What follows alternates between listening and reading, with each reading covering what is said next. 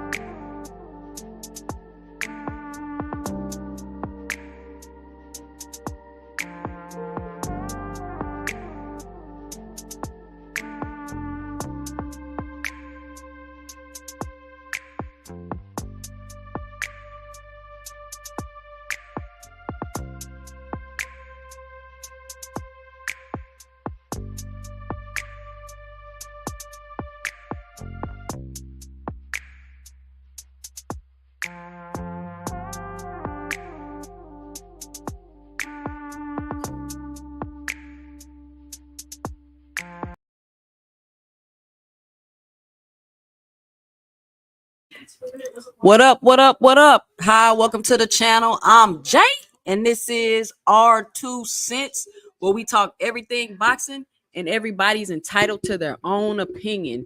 In today's live, we will be discussing Shakur Stevenson. Is he going backwards with his career? Devin Haney now has legal trouble, and last night fight recap.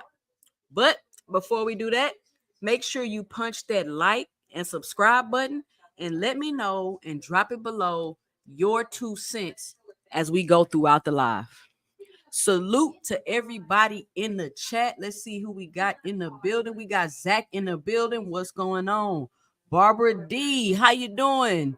Brandon House, what is up with you? Jonathan Simon, what's going on? Flawless mentality elevation, what's up with you? Creole the Traveler, what is up? What is up? Shout out to everybody. And just to let everybody know, if you would like to support, you can support the channel by punching that like and subscribe button. If you haven't already, it's free. It's easy to do. Just take your thumb and click that thumbs up button. And make sure you click that subscribe button if you have not already. If you would like to monetarily support the channel, you can hit me at the Cash App at 2 cents boxing with an S. 2 cents boxing with the S. Listen, the Cash App really helped me to grow the channel audio and visual wise. Everything that is donated to the channel is put back into the channel because this channel is for the community. This is a safe space for everybody to come here and have their own opinions. You are entitled to your own opinion over here on this channel. Not everybody has to agree. As a matter of fact, the more different opinions and thoughts we have, the better diverse the channel will be. So I welcome all. Whoever you're a fan of, Crawford fan, Earl Spence fan, Jerron Boots Ennis fan, Canelo fan, whoever your favorite boxer is, just come over here and let me know what's up. Whether you agree, disagree, indifferent, I want to hear from you. So real quick, just to get this out the way, we could talk about last night's top ranked card. I mean, it was an okay card. I mean, it's top ranked, so it is what it is. Abdullah Mason looked absolutely incredible in the fight. It was another 8-rounder. I believe he'll be going 10 rounds after this fight. He finished him in the second round, and he looked great doing it. He definitely passes the eye test, but what I'm interested to see is him step up the competition and be challenged, and then we can see what these boxers are really made of. But as of right now, he's doing exactly what he needs to do with his opponents. He's getting in there and he's getting them out of there. So congratulations to him. Um, who else was on the card last night? We had the Billy fight. Now, a lot of people are saying now that Billy is a hype job, and I believe they were building Billy up for a fight with Canelo, which, I mean, he's absolutely going to be destroyed by Canelo. I think Billy should stay far away from Canelo. But we know Canelo's MO. He's fighting for entertainment purposes only now. And he believes he can fight whoever he wants to fight. So ain't no telling who's next for Canelo. We may see the Crawford fight. Rumor has it that allegedly Turkey Al-Sheikh got in contact. I mean that Canelo got in contact with Turkey Al-Sheikh stating that he might want to fight, but I don't know about that. I don't know about that. Let's see. Today is my B-day, and I wouldn't want to spend it with anyone else except my family and my chat family. Oh, happy birthday to Zach in the chat. Y'all put some birthday cakes in the chat so we can let Zach know happy birthday to you. I'm not going to give y'all my vocals right now. Y'all not ready for that. This is a boxing channel. I'm not going to perform like I'm in the studio. No, I'm just joking. But happy birthday to Zach. Thank you for spending your birthday here with me. You could be any place in the world, but you're here on 2 Cents Boxing, listening to this great boxing talk. Flawless mentality. All right, he's saying what's up to everybody. AM Sports Media in the building. He say 2 Cent Boxing is the shiznit. Appreciate that. Thank y'all for coming through. I appreciate that. Let's see. Zach say 2 Cents. I'm absolutely proud of you and all you contribute to boxing. Great job, sis. Thank y'all. I appreciate that. I appreciate that. Does there anything anybody wants to say about the card last night? I mean, it was what it was. I mean, it wasn't the greatest card. It's top rank. The thing about the top rank cards is that I truly have a problem with is, I mean, the level of competition is such a huge gap. You get what I'm saying? It's such a huge gap when they put their fighters in the ring. And I get it. Top Rank does do a good job of building up their fighters and things like that, but they just kind of build them for a little bit too long. Let's get them in there with some better competition and see what they made of. H Money in the building. What up, H Money? What up, H Money? Now, it's a lot of talk in these YouTube streets, and it's a big debate, and I recorded a video about it earlier. I'm going to have to drop it, about Shakur Stevenson versus Tank Davis and what's going on with that. So I want to chit chat with y'all about that for a second. 9 Fingers in the building. What's going on? Did you change your name? I don't think your name was always 9 Fingers. I remember that picture because it looked like Bun B. But what up to you? What up to you? Look, if you're here already and you have not hit that subscribe button, make sure you hit that subscribe button. I'm at about 943 subscribers, on my way to 1,000. And if you've ever tried to start a channel before, that first 1,000, man, it's a little tough to get there. So if you haven't hit the subscribe button, go ahead and hit the subscribe button. If you appreciate this boxing talk, if you like the videos that I drop, the shorts that I put up, just go ahead and punch that subscribe button. So now there's talks about Shakur Stevenson allegedly fighting Cordina, somebody coming off a knockout loss at 130. 9 Fingers say he don't look like no Bun B. You don't think? Y'all let me know. Y'all see 9 Fingers avatar? Let me know if y'all think he look like Bun B. Maybe I'm tripping. I ain't got my glasses on. But that do kind of look like Bun B, 9 Fingers. I ain't gonna lie to you. But let me know what y'all think about the Tank and Shakur situation. I'm about to drop the link because I want to get some people up here on a panel to let me know what they think about the Shakur. I got my thoughts about the Shakur situation, I think it's gonna be, I want to say a great fight, but I don't think that it'll be that competitive as a fight as people think. But I could be wrong. But there are a lot of people saying that Tank Davis has not sent Shakur Stevenson an offer for the fight.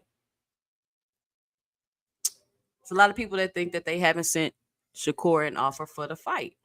And I think it's weird that as soon as it was made known public that Lomachenko dropped out of negotiations, we did not hear a peep. We haven't heard a peep from Shakur Stevenson about Tank Davis.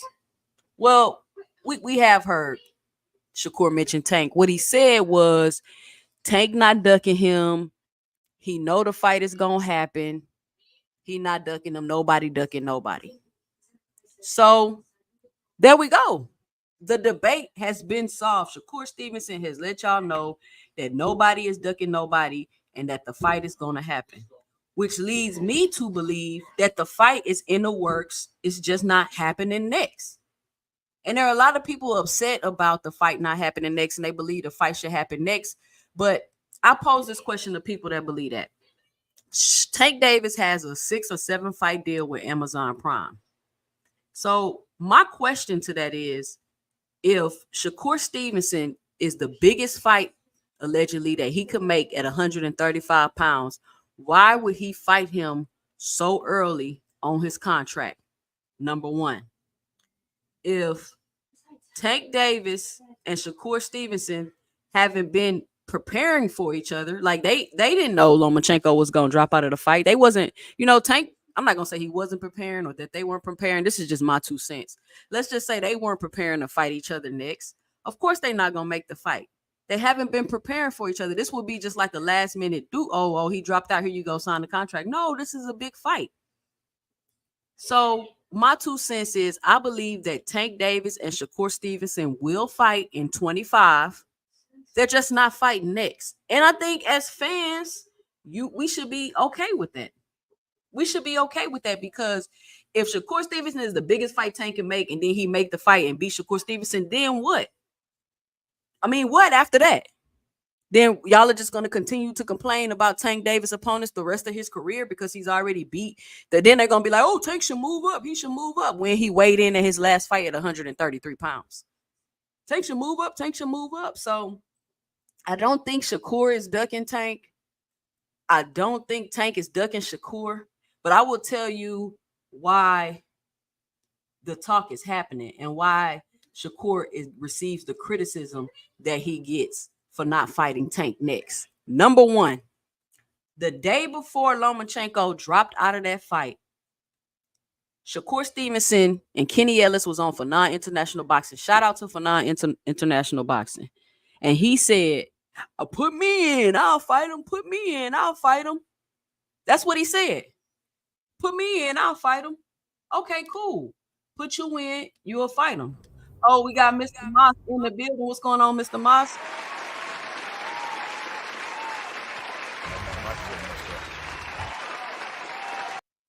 Mr. Moss, can you hear me?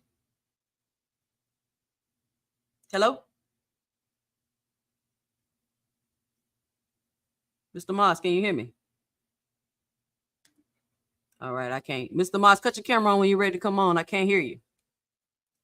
So, where was I at? Okay, so this is the reason why I could see people saying Shakur Stevenson is a duck. Before this fight, I mean, literally the day before the negotiation, Lomachenko ducked out the negotiations. Shakur Stevenson was saying he'll fight him if Loma don't. He'll fight him next if Loma don't. This is what he said out of his mouth. A little bit before that, he had his shirt off with every single chain on, sliding side, rocking back and forth, side to side in his gaming chair. Yo, real beef ain't with Floyd Mayweather. Yo, real beef is with me. Stop ducking me. Before that, anytime something happened with Tank, put me in, I'll fight him. Put me in the place, I'll fight him. Right? All of this talk Shakur been doing about fighting Tank Davis, and Now it seems as though the opportunity has presented itself and it doesn't look like you jumping at it. It doesn't look like you jumping at it. So people feel like, oh, you ducking. Now, again, like I said, I don't think he's ducking. I think that's fine if they want to take. He wants to take another fight. He just left Top Rank. He's with the new promotion. He wasn't really prepared to fight Tank because Loma was supposed to be next.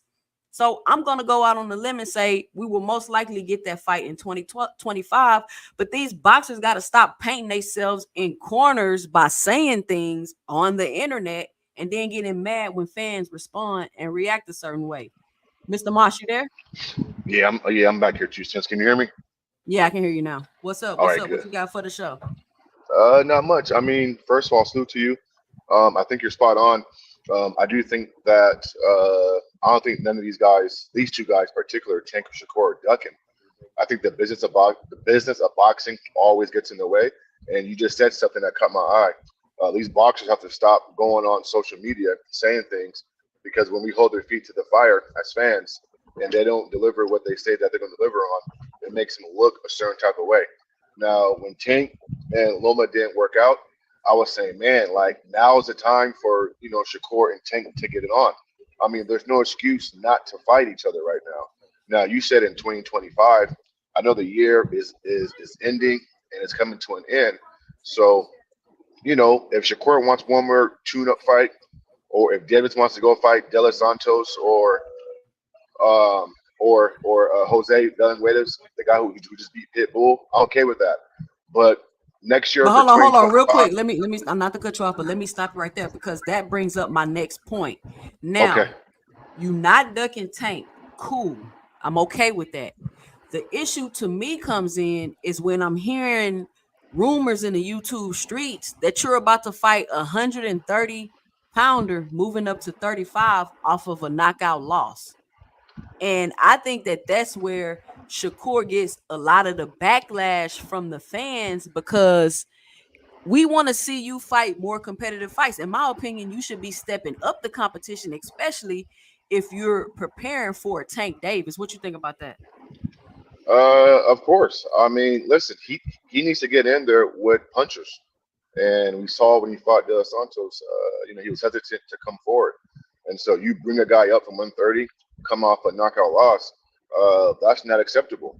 I'm a Shakur fan, and I don't like that, right? I mean, there's guys inside your division. Go fight Pitbull, come off a loss. At least, I mean, he didn't get knocked out. Go fight Jose, the guy who beat Pitbull Cruz, right? I mean, there are some guys at 135 who can test him, who can make him, go deep in his bag. Why pull up a 130 pounder? Because at that point, what he's doing is he know that guy can't hurt him, and so I want to see Shakur get in there with a puncher, a guy that's going to make Shakur fight, trap him, walk him down, and listen, we want to see Shakur Stevenson go through a little adversity. You know what I'm saying? Go against a puncher, trade a little bit, still be smart and defensively sounded. But I mean, if you're talking about fighting a Tank Davis, I mean, shouldn't you be tuning up and getting guys in your corner who somewhat mimic him? A southpaw, a strong fighter, a shorter fighter, right? And so whoever this guy who you speak of, I mean, I'm assuming he's not Tank Davis. So yeah, it's a bad pick, and I don't like it. And we have to be honest about our assessments. Call these dudes out. And also on top of that, the perception was you left Top Rank to get better fights, right? Bob wasn't giving you the Facts. fights and Yeah. everybody was ducking you and this and that. And now you're a free agent. Like, I don't think the whole I'm going to fight this opponent because all the better opponents are ducking me. Like, we're not going to keep falling for that as boxing fans. Like, honestly, I don't Right. understand like why you keep wanting us to believe that you couldn't find nobody better to fight than somebody. Now, this could be a rumor. I could be completely wrong, but this is just what I'm hearing in the YouTube street, so I'm giving my 2 cents about it. You Right. can't make me believe as a boxing fan that you can't find anybody not only in the 35 division, but somebody in the 30 division coming up off of a knockout loss. Right. I I agree. can't believe that. I mean, even though Pitbull Cruz lost and he got outboxed, I mean, listen, I mean, he's a come forward fighter. He's a You know what I'm saying? I mean, he punches hard. I mean, I thought that would have been a good test for Shakur Stevenson. Now I expect Shakur to outbox him as well, like Jose did. But I mean, like you said, 2 cents. There's people in your weight class, in your division, that you can fight. Why pick that guy? And if he picks that guy, then the criticism is valid. And even after his last fight, on Twitter and on these different social media platforms, you saw the back and forth. I mean, he got into it with Andre Bordo, and you saw Andre Ward have to come in and play middleman. And so I like Shakur Stevenson, but he's starting to rub me the wrong way a little bit with some of his antics. I don't like that, man. Just box and let your boxing do the talking. So, you know. I mean, I understand the talking. I get it. It's boxing. We gonna talk. We gonna exaggerate a little bit. But the issue to me is like you keep running the same play. Why didn't he rematch De Los Santos? Why don't we just do the De Los Santos rematch? I True. don't. I don't. I mean, boom, there you go. Just rerun the De Los Santos rematch. You can redeem yourself, and on top of that, you will add more value to the Tank fight because we got to think like moving forward. Shakur needs to add. Well, a lot of people say, "Oh, he need to get his market value up," so he needs to be fighting opponents that's going to add more to his value. And fighting somebody coming up off a loss, I don't think that that's just gonna add anything to his value. Now, regardless of what he do, if he wants the Tank fight, I still think he'll get it. But sometimes I gotta watch how these boxers moving and kind of be like, are they really? Is he really preparing to fight Tank, or are we gonna be doing this for another year or two? I mean, that's a valid question. And let me say this to you as well. Is he really prepared to fight Tank, or is he just trying to get a big payday? You know what I'm saying? I mean, nowadays these boxers ain't trying to last in the sport that long. They're trying to get their biggest paydays, and that's it. And so, and again, um, right now the narrative is Tank's going to come in there. He's going to walk you down, Shakur. And yeah, you may outbox him for 6, 7 rounds, but eventually when he catches you, a la Frank Martin, then it is what it is. And so that's the narrative around this fight. I think Shakur can outbox him for 12 rounds, make it a boring fight, stay away. But the narrative is that since we've never seen Shakur in there with a puncher and really make him fight, then people are saying once Tank gets to him and lands something big, that's all she wrote. And so he needs to. I mean, listen, 2 cents. Floor used to say, "I don't fight for the fans. The fans can't fight for you." And yeah, we pay for tickets and we pay for pay-per-views. And so, I agree with both of those, right? Tank Shakur can't fight for us, but he also has to fight a little bit for him, which means, like don't be stupid and get knocked out, but still give the fans something to watch. And so it's a tough place to be at if you're Shakur because his style really isn't pleasing to the casual eye. Like us hardcore boxing fans, I appreciate technical boxing. I do, but the average man doesn't. I mean, I think if he fought more challenge, especially now. That's cool what Right. he's done in the past, but since he left Top Rank and he says his goal is to be a pay-per-view star, you're not gonna be a pay-per-view star fighting somebody moving up off a knockout loss. Artem came off a loss. Like is that Yeah, really your goal, or is that what you're just saying to the fans, and then in the background you're doing something completely different?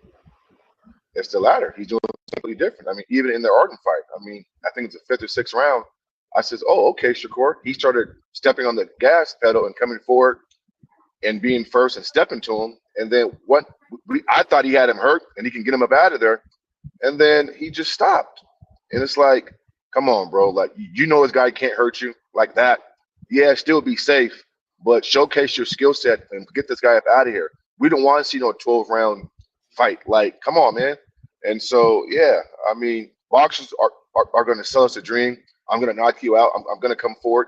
The only boxer 2 cents that gave me what I wanted in the last couple of years was Devin Haney. When Haney says, "I'm going to come to the center of the ring and fucking try to knock you out" to Ryan Garcia, he did that, and he got his ass beat. And so, I mean, other than Devin, everybody fucking sells us a dream. You know what I'm saying? Yeah, yeah. So, Dragon Assassin says yes at 2 cents boxing. I agree with you. Shakur should rematch De Los Santos to redeem himself, and then he could shut his critics down. I still got Javante knocking Shakur out though. Yeah, I mean, there's a lot of people that got Shakur Stevenson getting knocked out by Javante Davis. but we'll just have to wait and see when that fight happens. Now, in addition to Shakur's next opponent, there's also been rumors on the YouTube streets that he's going to be fighting on an undercard. And once again, if your goal is to be a pay-per-view star, I would have to say you're moving backwards with that decision. Now, if your goal is to be a prize fighter and make the most money you can make, and you're gonna get paid a lot of money to be on this undercard, then okay, cool. But you're saying you want to be a pay-per-view star. So you've already been fought on a Thursday, which I thought was a little step backwards. Now you're talking about fighting this opponent and on the undercard at that. You're not even the main event. I Right. mean, it's just the way That's taking a Shakur is step back. moving right, and this is no hate. Like these are just observations I'm making, and I'm just asking questions like, how is that beneficial to you, or how is Yeah. that beneficial to what it is that you're trying to do? Of course, it may be beneficial to your pockets. Okay, cool, but that's not what you're saying in the public. Well, it's not beneficial to Sense. And again, this goes back to the old saying, and a lot of boxers think this way. I want to make the most money with the least amount of competition. And I got to start questioning his management team, like Jay Prince, who is in control of him. And I believe he met him through Andre Ward, if I'm not mistaken. They got to do a better job at moving this kid. I mean, they take some of this blame as well, right? I mean, he's young still. Like Shakur has been through a lot. I heard him talking to Andre Ward, and I heard her story. And yeah, I mean, listen, but every boxer has a story. Every athlete has a story. So I can't give him the benefit of that doubt. But I'm disappointed in his management crew, like Jay Prince and them. They ain't handling their business as managers. Now why you say that? Because we can put the onus on the boxers, and rightfully so. But like, don't we always blame Al Heyman when certain boxers don't get fights? If a boxer's not fighting for a long period of time, we say, well, what's his handler doing? What's Don King doing? What's Oscar doing? What's DAZN, Eddie Hearn doing? Right? A boxer can only do so much. I mean, everybody ain't Terrence and Spence where like they gonna call each other and make the fight. And so I got to put some of this on the management crew and just ask, like, what are you guys doing behind the scenes? Are you guys not doing good business? I mean, something's there. And so that's all. I mean, I can't put everything just on Shakur. I mean, he Right. does have handlers who actually control his matchmaking and his purses and etc. So I gotta just at least mention that. Okay, Flawless Mentality says there is no way that Shakur can outbox Tank for one round. Tank KO Shakur in 5 rounds or less. Hector Solis in the building. Salute to you. Thank you for coming by. Make sure you hit that like and subscribe button if you haven't already.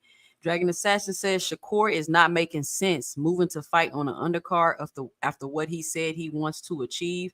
Yeah, Dragon, that's the point that I'm trying to make. I just think it's and see what a lot of people don't do, and what you have to start doing is you have to pay attention to the moves the fighters make. Yeah, they say they want to do one thing, but look at the moves that they're making. Look at their actions. Are the actions really backing up what it is that they're saying that they want to do? I want to see Shakur become this pay-per-view attraction that he wants to become, but has he even throughout his career, has he been putting himself in a position to do that? And and I think a lot of people should have learned this with Terrence Crawford. The accolades don't necessarily put you there. I mean, you can be 8 division undisputed lineal champion, ring magazine champ in 30 different weight classes, but do those translate to fans? Does that translate to dollars? And so far what we've seen is not necessarily it doesn't. So it does take a little bit more than that. And Mr. Moss made a good point when he spoke about Shakur Stevenson's management. They should move him differently. They should have him in a better position. There's no way he should be fighting on the undercard. Just to give my 2 cents. I don't think he should be fighting on nobody's undercard. He should be a main event. And in order to be a main event, you need a main event opponent. The fight that a lot of people are asking for, besides the Tank fight, is the De Los Santos rematch. Now, I don't know if the business is in the way of that or they can't make the fight, but he haven't even mentioned it. He haven't even mentioned rematching De Los Santos. What he said on Twitter was none of the top people or the belt holders want to fight him. And what I can't understand is why don't these people want to fight Shakur Stevenson? Oh, they want to protect their come on, y'all. I don't think these fighters are really trying to protect their like that, especially when they're just not top fighters, top paid fighters. Like there's no way you couldn't have found an opponent at 35 at the very least. There's no way you couldn't find somebody at 35 at the very least to fight. Zach say, and thank you. Every day we wake up and get another chance to be better is the real riches in life. And I'm lucky enough to spend my day with my family and great family that I met on YouTube. Shout out to Zach. Everybody drop some birthday cakes in the chat because it is his birthday. Look, I need to get me a soundboard so I can hit the horn. I'm gonna give me a soundboard. Y'all make sure y'all donate to the channel to help improve the audio visual quality of the channel. It will be greatly appreciated.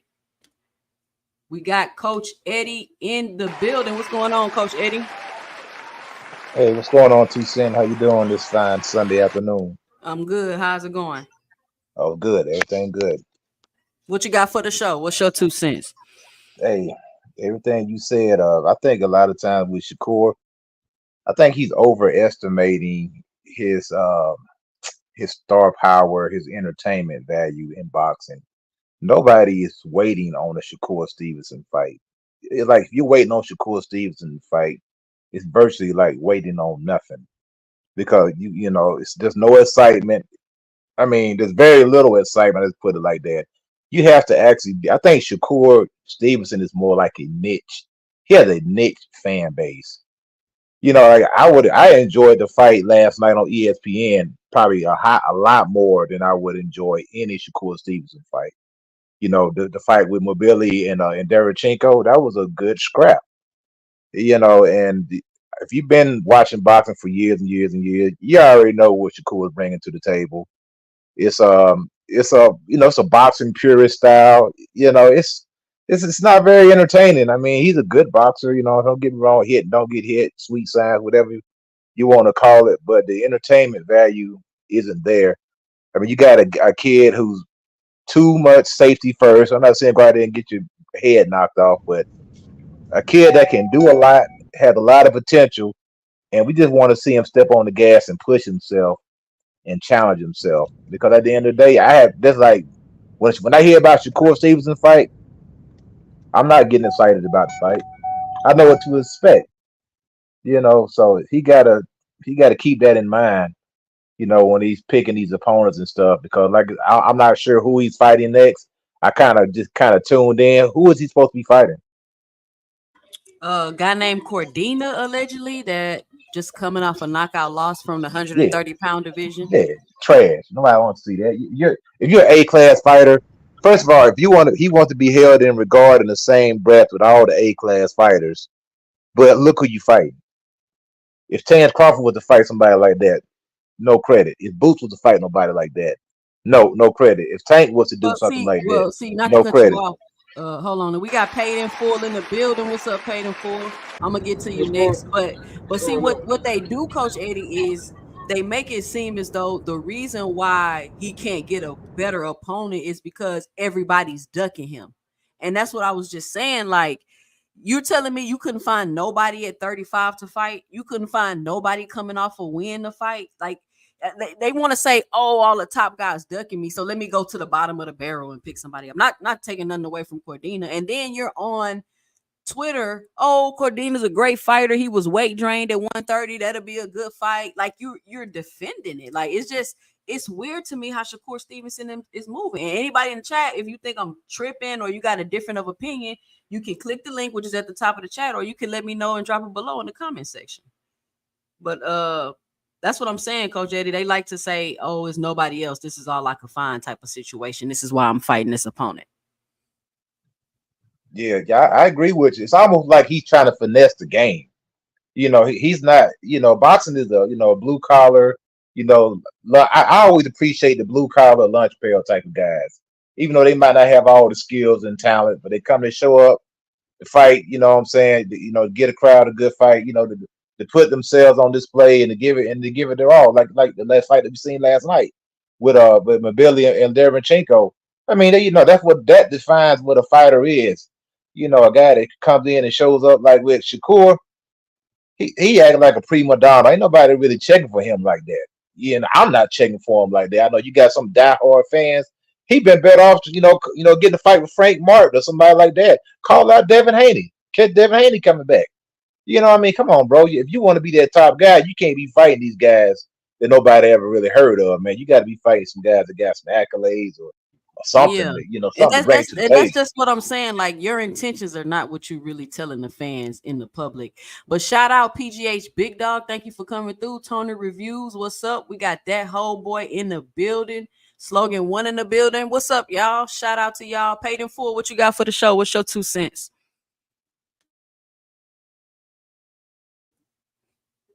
Paid in full. You there?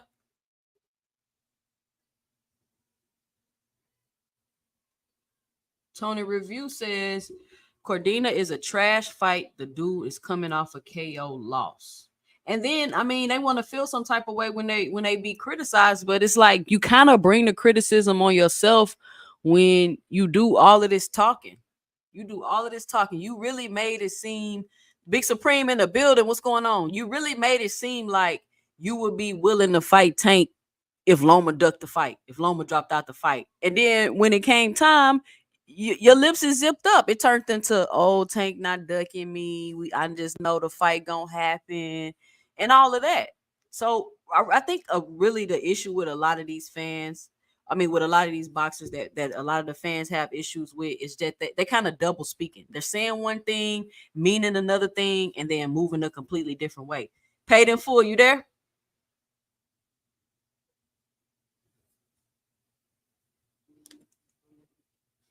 Big Supreme in the building. He says Devin can't stop carnival concession workers. We got that coming up next in the chat, but I wanted to hear what Paid in Full had to say about it. But I guess we'll move on. So, Coach Eddie, what do you think about the Tank Shakur fight? Like, how do you see that going? At this point in time, it's almost like I don't even care, to be honest, man, because I'm getting so many great fights. That's what people they got to understand. These guys only when Tank can fight me. Tank can fight a pork chop sandwich, and people gonna get excited. You know what I'm saying? Cause Tank is that guy. You know what I'm saying? If you like him or love him, at the end of the day, the guy, you're gonna see somebody get knocked out more than likely. It's gonna be a star-studded event. So Tank don't need Shakur. Tank can fight anybody. Shakur is the one who say he's calling for the fight. He should be pressing the fight. He should be taking. If you want to get in there, you just got to go in. Sometimes you got to take the less money to get in there and fight. I mean, look what Floyd did. Whenever you fought Floyd Mayweather, Floyd might make 40. You might get 3. You know what I'm saying? You might get 3 million. Real talk. Like when he fought Madonna got $3 million. Floyd got 40. You know what I'm saying? So whoever's the A side is putting the bus in the seat, that's the guy that's gonna get the bread at the end of the day. Ain't nobody checking for Shakur like that. And until he realized that nobody's checking for him like that, he's gonna be fighting these kind of fights. And what's gonna happen? He's gonna wind up losing. That's what's gonna happen. That would always happen. They sit around, wait, and then they're gonna get beat by some guy that nobody ever heard of, and then the stock's gonna plummet. That's why you better off fighting guys that are good, that are solid contenders. That way, if you do have a hiccup, they're not going to hold it against you as much.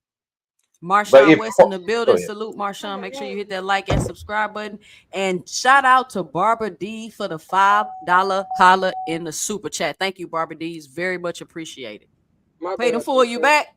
Yeah, my bad. I had stepped away for a second. My fault. Okay, you cool. It's your turn. What you got? What's your 2 cents? What you got for the show? Man, yeah. I was listening to what y'all was talking about, and like I said, when it comes to, it seems like Shakur and them, all these like Shakur, Devin, all them get a pass, but they want to criticize Tank for like motherfuckers coming out in public talking about him fighting Cordina. And I'm not taking nothing away from the dude, but like, come on, that's not the fight nobody is really pushing for. And I'm looking at the situation like this right now. I think it's a big fight going on brewing on the horizon right now, just because of them fighting at the T-Mobile Arena. I mean, Tank being at the T-Mobile Arena, and obviously that holds 20,000 people, which is for a big fight. But if they change the venue, then I think like maybe he's fighting a lower level probably fight like a Frank Martin. So they'll put that kind of fight like at the MGM or something. But with the fighting at the T-Mobile Arena, I just think that I don't know. It could maybe Loma pull. I don't know. I'm just like I'm hoping it's either Loma or Shakur. I don't think nobody else name really fits other than they probably taking a chance on what's his name the one that just beat Pitbull Rayo yeah Is Rayo Ryo if gonna they move down or will Tank move up? but that's the thing he in a rematch clause with Pitbull right now so I he don't even off the think that's on the table table. They're in a whole nother division too. Like yeah I'm yeah interested to see who Tank is fighting next, but we got to remember Tank got like a 6 or 7 fight deal. If yeah Shakur is one of his biggest fights, me personally, my 2 cents, I don't think he needs to fight Shakur next. I don't think he should fight Shakur next because who he gonna fight then? What he gonna do then? If that's the quote unquote biggest fight he could make at the I agree 35 division. I agree, but you know they not gonna give him no pass for that shit. Like they gonna chew him out about that. Like just no different than right now. We only thing we doing is really speculating because none of us really got. I mean, I can't say everybody got inside sources, but none of us really know who he's fighting or. But he's still getting criticism for motherfuckers not even knowing who he fighting. And like I said, I rather for a motherfucker. Excuse my language. I rather for somebody to be behind the scenes. If you're quiet, long as you making progress and you giving us the fights that we asking for, I don't got no problem with you being on Twitter tweeting. I don't want nobody that's on Twitter tweeting if you're not producing what the fuck we asking for. Like that's Right, pointless. right. So they people talking about they want Tank to come out and say something, bro. When has he ever said anything before a fight was signed? Like You don't need to say nothing. But that whole boy say, I exactly. told folks all Shakur and Dev been doing was trying to ride Tank's way. We got Mark Q in the building. What's up, Mark Q? How is it going? That whole boy say, I wouldn't be surprised if Tank fought Barinchek and Unify. That'll be good. Nobody can That's complain about that fight. He a champion. He got a belt. So it absolutely, ain't shouldn't be no absolutely, complaining. absolutely. It shouldn't be no complaining. But I want to switch gears here for a second. Barbara D say Slogan one, Devin needs his head examined. What he did the other day, it was just plain stupid. I agree, Barbara D. He says, if we're not getting a Shakur fight, I want Tank to take that WBO belt. I mean, if we're not getting a Shakur fight, of course we should see Tank in a championship fight at the least. We shouldn't see him fighting a fighter coming off of a loss. You get what I'm saying? Like, we shouldn't see stuff like that. Like, if you're trying to move up, if you're trying to increase your value, you shouldn't be fighting people off a loss coming up in weight. But to switch gears here, Devin Haney is back. He tweeted out the other day that he's back. He's back from his 3-month hiatus. And I'm going to be honest, I'm glad to see him back because I am interested to see how Devin Haney journey goes. Now, with Devin Haney coming back into the vision, for me, y'all let me know, it has posed a lot of questions. A lot of questions. Like question number 1, will he rematch Ryan Garcia? Question number 2, will he be fighting at 140 or will he be fighting at 147? Question number 3, who will he be fighting? Will he be a prize fighter and he's just fighting quote unquote to get the money, or will he be going on another undisputed run? And my last and final question, and I want y'all to let me know, especially y'all in the chat, do you think he's going to try to attach his name to Boots if he is in the 47 division the same way he did Tank Davis? What do y'all think about that? For me, I'm happy to see him back as well, but I just his delusional man, his delusional fan base is who I don't want to pop back out. Like, but yeah, I'm happy to see him back in. You know what I'm saying, back out. But I just think I don't see his power generating up to 147, bro. Like he's gonna have problems. Like if he can't handle if he can't really handle the power at 140 with the Ryan fight, then what you think gonna happen when you move up in weight? Because those fighters been there, has adapted to the weight, so they're able to absorb and take punches. Like I don't know. That's just my say. Yeah, I'm I'm just interested waiting to to see see. who he going to announce the fight. But Hey, we got depending the on, boxing. Hold on. We got the boxing. We'll finish his thought. Go ahead, Peyton. What's Pull up. happening? What's happening? oh no, you good too, Sin. Go ahead. Oh, what you got for the show? Boxing outlet. What you got for the show? Man, I just seen you live. I'm trying to see what y'all talking about. Oh, we talking about Devin Haney is back and what's gonna be next for him. We ain't talked about the carnival incident, which is what I want to bring up next. Devin Haney sucker punching. Some people say it was a carnival worker. We don't know exactly who the guy was, but I'm sure everybody's seen the video. Devin Haney standing behind his crew. I'm not sure what the dude said or did, but you see Devin Haney throw that right. And when the situation got hot, he walked straight off like nothing didn't happen. Now, I'm wondering what really perspired there. Like, I wonder if they're going to come out and tell the full story because I'm curious what would make a professional boxer sucker punch somebody when his whole crew is there. I don't know. It's seeking attention. It could have been staged. I don't put nothing past them Oh, to Haney. it wasn't staged. I heard it was a warrant out for his arrest. No, for sure. That nigga got Okay. a lawsuit coming. For sure, that was a Oh, dumbass okay. move. Yeah. Well, And the he's a people young. around him, bro, like man, that's like you can't have them type of people around you, bro. If you're gonna have anybody around you, at least have the security, bro, so they can de-escalate them type of situations, man. Get you out the way because obviously you the bag, bro. You gotta protect the bag. So, man, I that's just don't, some goofy activity. Yeah, I mean, and it's really because I don't know if he's trying to switch it up. He want a bad boy image now because Devin Haney had the good image. He was living the boxer's lifestyle. He quote unquote super disciplined, even though he blows up in between his fights. But now, I mean, his image is getting a little tainted a little bit unless he's just trying to switch it up now that he wants the bad boy image. But just punching a civilian as a boxer, like you're asking for a lot of trouble. Man, Smooth What's yeah, criminal, that? what up? I think that bad boy image. He can't even be a bad boy after he got his ass whooped like that by Ryan. at all. The bad boy, all that's out the window. There's no more such thing as bad boy in his name even ever could be put together. Ever. And Bill Haney let that boy out there to die. He hung him out to die, Jack. He hung that boy out to die. He said, I don't care. Kill a little nigga. Devin, all that money out of pay. Kill this and Devin, you gonna die in the ring tonight. Because man, that boy was hitting that nigga. That nigga didn't know his name, his birthday, his address, didn't know where he was at, his social security number. That nigga didn't know nothing. He ain't know But nothing. And Bill Haney was just hoping he came back. It was just he had that boy had as much faith as a mustard seed that night, and it didn't get him there. He said he gonna but kill my baby before you beat him, and he almost Hey, two died that cent. night.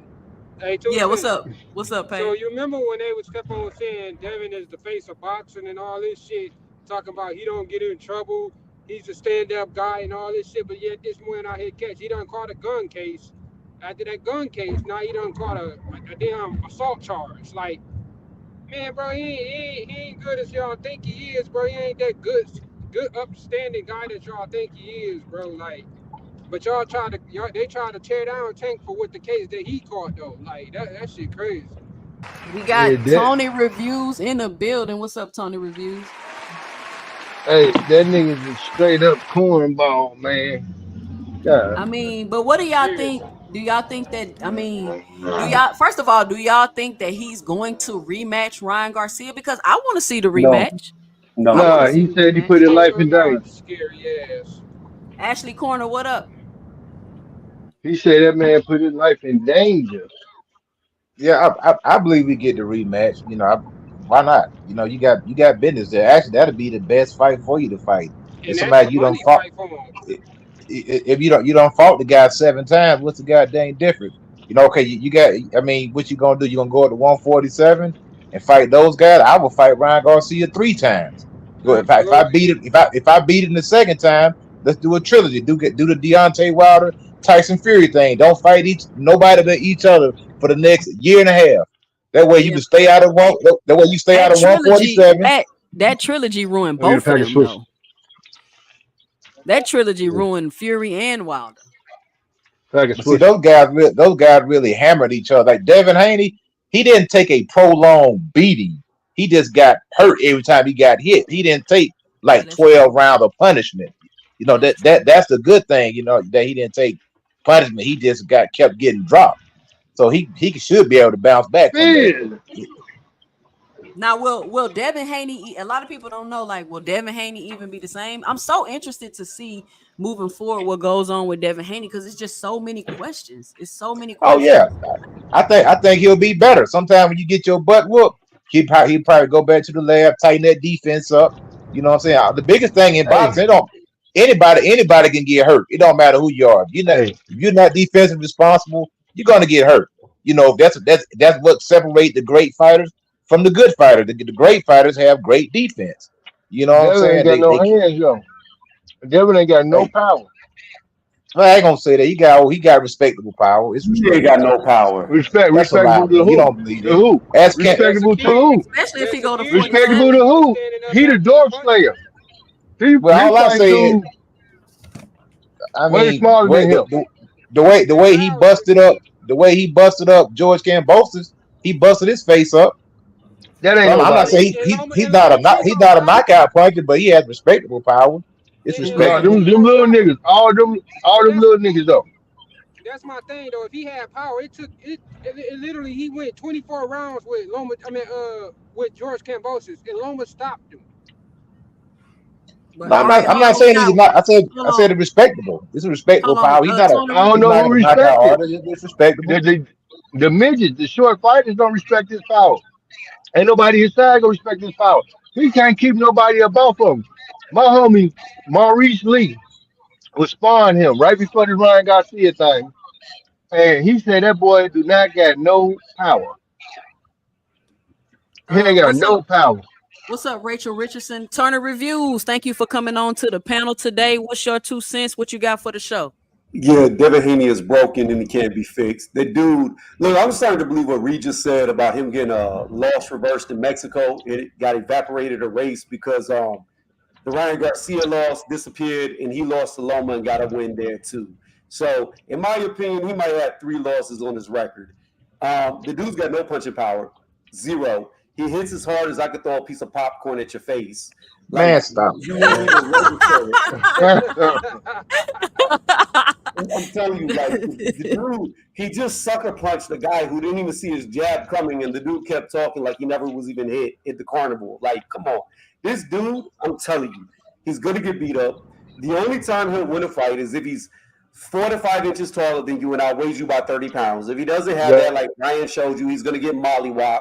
And he has no defense. He has no IQ. He couldn't adapt. He got hit by a Wow. left hook all night long. The dude's just not that good.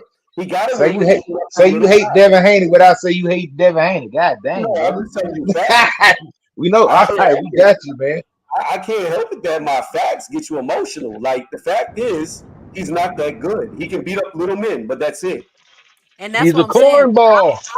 How will he fare at 147 pounds? Like honestly, He I'm go, starting to believe Devin is stuck between a rock and a hard place. he gonna get beat Because up. He I better stay away mean, from Barrios, cause or that's they're damn going sure. to and I honestly don't have a problem with this, but they're gonna have to move Devin extremely carefully and at least for the next 2 or 3 fights. He'll beat Barrios. Well, No, he why He you won't. should think have he'll took beat that. Barrios? Bet, He should have took bet that it. stand I No, up he bet they fight won't. make fight that fight. I first. bet you anything beat him. Taylor easy. I That's He easy. bet definitely. you money he Barrios won't. too slow, man. I'm Too gonna tell slow. you who they're gonna try to Barrios, get you him see fight. you keep thinking that. You see what Barrios did to homie ass Who guy? um Ugas. Man, who Yeah, guy's him. washed, bro? Man, Devin Haney can't take no. You breaking Haney up, can't take no. boxing outlet. Yeah, uh, Barrios Devin Haney definitely can't not take no no walk in the punch. park. He definitely Well, not no walk in the park for sure. hey, Barrios did. I got hold on. I got a question for you guys. Now, check this out. I'm gonna lay this out. And objectively, when Devin Haney got hurt by what's the name Linares, everybody said he was chinny. Is that right? Yep. Okay, is Andy Cruz chinny because he got hurt twice by Moreno? Somebody that Devin Yeah, Haney knocked out. Is Andy Cruz chinny? yeah. Okay, I just want to check your temperature, just making sure we being objective. Now, some I people think say Devin Haney is not chinny because he got up from all them left hands from Ryan Garcia. Tyson Fury You is know, chinny because he get there dropped was every too much. time. There was too much money on the line, man. I It was the did. Devin I Haney. agree. Oh, I I mean, agree. He I was agree going to with that. die in that Once he ring. get up off them punches, yes, he got up, but we have to understand yeah, that he had all the help in the world. Like they took a point away from Ryan for no fucking reason after Haney held off for like 40 seconds. The referee couldn't get him off. Then on the break, Ryan throws a punch, and then the ref uses that as an excuse to give Devin like an hour to recover. Then on top yeah, of that, he gets dropped like 5 times in the fight, but they don't count two of them. yeah. I That's don't know about that. Like yeah. I think the powers to be tried to do everything they could to get Haney to win that fight or at least make it to the end. And more than likely, what they'll do is if he goes to 147, they're going to put him in there like Stanionis because he has no punching power and he's been very inactive for these last several years. That's more than likely who they'll target. Somebody that they think can't knock him out, that he could potentially outbox, that'll be taller than. I guarantee you that's who they target. A kilo netter, what up? What up? Teaching the building, what's going on? Look, if you in the building and you haven't subscribed already, make sure you punch that subscribe button and make sure y'all hit the like for me so we can get this in a logarithm so more people can join in on the conversation. Now, my thing with Devin Haney is he going to come back and just fight, or is he going to come back and try to fight a champion and get a belt? Because if that's your plan, you should have never dropped your belt in the first place. Like, what incentive does anybody have to fight you really? And what are some names at 47 that y'all think will be compatible for Devin Haney? Everybody Man, go beat him up. yeah. 147. He on his He last leg, fooled man. up He need to there. give it Like up. he fooled up there, especially if you couldn't even take the punches at 140. How you think you're gonna survive at 147? Like, I really need to know the answer to that question. Y'all know Let me what tell though? you. I'm gonna tell y'all something. These guys at 140, when they rehydrate, they bigger than some of these guys at 147. Dead serious. Because think about it. God dang, Ryan Garcia rehydrated 170 pounds. Devin Haney rehydrated 165 pounds. Booster Ennis don't even rehydrate that much. A lot of these guys, they're bigger than welterweights when they rehydrate. Both of those guys are. Ryan It and depends Ryan on and what Devin. belt you get, though. I I agree. think one of them WBO belts, you can only rehydrate a certain amount of pounds. You just can't It's just two go belts all the now way with up. the I think they rehydration need to. I clauses think on they it. need to implement that IBF rule, bro. Because The I feel like a lot WBA of got a fighters new are rule start. too, I believe. Yeah, they need to implement that because there's a lot of fighters down, but bro, like they over here, like really training themselves down, which is dangerous, just to fight at these lower weight classes, and that shit ain't Yep. cool because if you rehydrating up to 165 and you fighting at 140, like bro, you damn near middleweight coming in on the night. You, Like what the hell? I mean, think about what Tan Crawford. Tan Crawford rehydrated up to 169 pounds. That was a 154-pound fight. You see what I'm saying? So them dudes was bigger than Terrence Crawford the night that he fought the other guy. They were bigger than Terrence Crawford, and Terrence Crawford fights at 154. These guys, Devin Haney and Ryan Garcia, those dudes rehydrating 168, 170 pounds. Those are some big guys to be fighting at their weight class. These dudes big, man. So, they probably gonna be bigger than those guys. When they move to 147, those dudes gonna be huge, man. They gonna probably be bigger Hey, than them guys. 2 cents. How do you feel about Terrence Crawford gloves not doing no bending, no none of that, no softness around the knuckles, and he ain't knocking nobody out because he ain't have his special gloves, man. How you feel about that? Hold They on, I was even muted. Yeah, I feel like we seen a different Terrence Crawford in that fight. I feel and it could be because he in a bigger division. It could be because of all of those things, but we didn't see those punches affecting Madrimov as those punches have affected his other opponents in the past, which is why I think that he gets a lot of stoppages in his fights. because of them But defective gloves. he had on Grant gloves. He didn't have on those thin ass Everlast gloves that he normally be wearing. You already had a pair busting the back. Like, why does Terrence Yeah, Crawford gloves keep busting? Like, that's what I'm trying to. nobody has came up with a theory to me, and it's no hate. I'm just asking, like, somebody tell me, somebody in boxing, somebody whose gloves has busted before, what would cause your gloves to bust? That's what I'm trying to get out of. Made in Pakistan. Most of these gloves are made in Pakistan. They're made cheaply. You know what I'm saying? So Well, you get those cheap gloves that are made in Pakistan, they're But gonna bust on you. no, no, But no, no. No, We're not. but it's the thing. nobody, no, but Hold on, hold on. Nobody is hold on. sending a boxer. When you a boxer and people sending you stuff, or you an athlete and people You sending got you the stuff, best of they the sending best. you top of the line. They not Yeah, sending Facts. you the yeah. stuff that they sending Hold on, everybody else. 2 cents, 2 cents. I only know of one fight his gloves busted in. That was Abinesian. What other fight did it happen? His gloves busted before the Madrimov fight. He had to For a fight in fight. the Grant gloves. Oh, I didn't know that. Like before he got to Yeah. the ring. Yes, before he Yeah. got to the ring. Oh yeah, nah. Like I mean, I used to box. I've never personally seen gloves bust, especially like Yeah, he gloves. But yeah, nah. That's weird. That two had busted. That's real weird. And not 2, 3, because the gloves busted before the Avanesian fight. The gloves busted during the Avanesian fight, and then his gloves busted before this fight. So that's 3.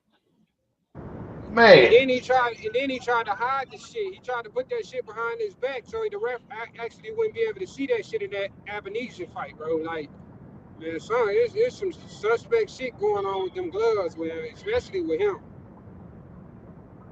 Yeah, he opened his hands wide open in them gloves, man. I call Everlast, and Everlast said they don't make their gloves to do that. But he got a special pair of high gloves so he could give you a high five in them gloves. But that wasn't happening in them great gloves, though. Hey, Boxing Outlet, the chat is asking where can they find you now? They need your new information because they've been looking for you. You've been missing. Oh, the boxing out. Let me change that page back. The boxing outlet. I'm gonna be live tomorrow. Most definitely, sometime tomorrow. I will be live. We are about to start it back up tomorrow. So Mad Chad tomorrow, Sports Tavern. Salute to you. Thanks for stopping by the channel. Make sure you punch that like and subscribe button. yeah, Well, I'm hit gonna that say this. like I'm and gonna say this. subscribe. Hold on. Gloves, you can open your hand all the way up. Exactly. That's not an issue. Like you could definitely open the palm of the glove all the way up. You could even have the fingers, the tip of the mitt, all the way up. That's easy to do on brand new Yep. gloves. But them busting, No, especially on certain one on them horsehair gloves, not on every glove. No, it's no, there's not. no such thing. See, this is the big No, look. There's no such thing as a horsehair glove anymore. All horsehair gloves are hybrid. They're half horsehair, half foam. There's no pure horsehair glove that's allowed anymore. They're illegal. well, they not like the foam gloves. They all. I've worn them all. They all. I've got some No, they horse. not. You can look at Terrence Crawford gloves, My and you can dude. tell the I Hey, got difference. I'm telling you right now. I got some rival horsehair You trying to gloves. tell me? I done did the whole thing on them Oh my gloves, god. man. We call Everlast Power Everlast. Lock I done glove. had All those gloves Everlast will knock on you out. It here. don't matter, bro. Fought. Have you fought? I fought in different gloves. Have you? I I'm am a your coach. leader. Salute. I'm a coach. What are you talking about? I'm a But I coach. think, but it's just like kind of those gloves Tyson Fury wear, or when Yeah, he them fought horsehair Deontay Wilder. gloves. Ain't no knuckles It in wasn't there. no foam in them gloves. Ain't no foam in them gloves, man. It's straight knuckles. There's foam in And them. Maidana, the one Maidana had when Maidana tried to fight Floyd. Yup, Wasn't nothing there was yup. no pad in them gloves. Facts. You can't, bro. Foam gloves, bro. It's damn near impossible to open up your fucking hand in those gloves, bro. That's what I'm saying. Them horse heads, you could do that. Come on, man. Like, not with no damn foam gloves, you can't do that, bro. You can do it with the Everlast Power Lock gloves. You can open your hands up, man. In You 8 ounce or 10 ounce gloves, in 8 ounce or 10 ounce gloves, professional gloves that are you can laced, you open can them up. definitely open your hands So because Not in no grant gloves, but you could do it in a grant glove. if you could not open up your palm of your glove, then there would be no such thing as called a catch. You catch other punches by You opening can't up do your it in whole them hand. grant gloves. You Yes, you can't do Bro, it in you can. the got grant hand, gloves. You bro. can You do Yes, it you got in all can. hand gloves. okay, wrapped but in hold on. Okay, gloves. This let's check this okay. out. Let's check this out for 1 second, 2 cents. So if you could do them in the Grant gloves, when you look at Terrence Crawford recent fights before he had Grant gloves, he had his hand open at every one of them fights. And then as soon as he gets to the Grant gloves, his hands ain't open. Yep. And those facts. Well, I destroyed Terrence Crawford, man. I want to see This what is a his boxing outlet. I want to see what his punching power looks like in his next fight. But this leads me to my next question for the panel. How do y'all see Terrence Crawford doing against Canelo? Beat up. Knocked I out. honestly don't even want to see that shit. I ain't gonna lie, bro. Like, motherfuckers ain't even start calling Canelo out until after Jamal Charlo fought him or Jamel, one of the two.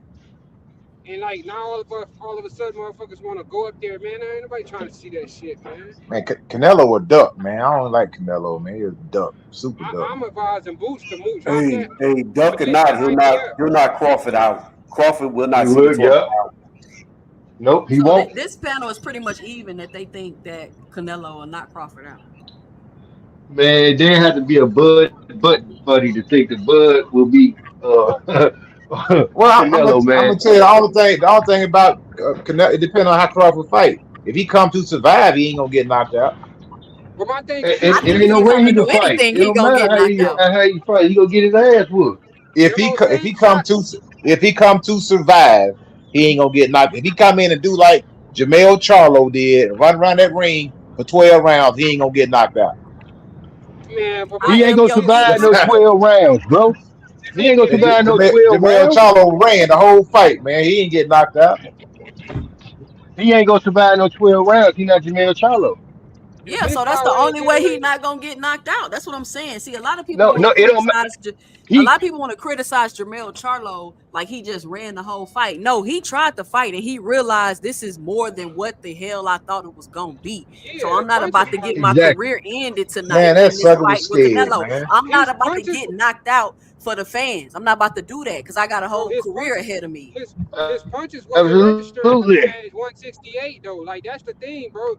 If Crawford power not really like that at 154, what the hell you make think his power gonna generate up to 168? Like, come on, He man. gonna he gonna be dead. Those He gonna be those dead. same shots that he was catching Madrigal with, motherfucker at 147, he gonna knock them out, bro. 168 is a whole different other weight class. Like we gotta start thinking logically, bro. Man, Terrence Crawford to be dead. It ain't no running he could do to keep Canelo up off his ass. Man, for Yep. real, I agree with you, bro. Like that, I never wanted that fight to begin with, bro. It's just the Bud buddies trying to push that shit. Charlo say he want that smoke with him now. Man, Charlo ain't Shit, doing that. That joker drunk he talking somewhere, about man. he talking about That, if he can't get No, Canelo, then Jamel, he not finna Jamal. retire. Not Jamal, Jamel. man, that dude been out the ring so I long, said man. if he He can't that get what Canelo, then he, he retiring. man, these dudes been out the ring too long, man. They need to get busy. Well, we'll see. I'm like back to Devin Haney though. I do want to see that rematch with him and Ryan Garcia. Other than that, I really don't know what he gonna do. Crawford is saying that Canelo is the only fight he wants, so he went from one undisputed in 54 to Canelo is the only fight I want. So I'm curious to see what he gonna do next. I'm curious to see what Tank go do next. So it's a lot of questions swirling around the boxing world right now, and I'm interested to see what everybody is gonna do. Yeah, I agree with you. Mm, Well, I think Terrence Crawford, his best move is to try to unify at 54. If not, go ahead and retire. Because by all intents and purposes, he's old enough. He's old enough to retire. Dude, 37 years old. He should be out the game right now. To be he want honest, to beat that. He want to beat Floyd record. He could get it. ain't Nah, gonna. Nah, he ain't gonna beat Floyd nah, record. nah. He could. All you gotta do is fight 9 tomato cans. Fight No, 9 tomato cans. You gonna be there. he wants to retire. That's why he's only wanting to fight Canelo, so he can Yeah. get his ass whooped, get his paycheck, get out. It's going to be a severance check. He's going to sell his own, like so many people have to Canelo, and that's just going to be the Yep. end of his career. Yeah, that's But true. speaking of Mayweather, it's going to be funny because I see it right now. I've been saying this to everybody that listens. I already know what's going to happen. Crawford going to get knocked the fuck out, and the minute he does, you're going to see Mayweather come out of nowhere and talking about, Crawford, he's a hell of a champ. But I can't believe people compared him to me. Canelo, Hey, I'm working him. I'm the TBE.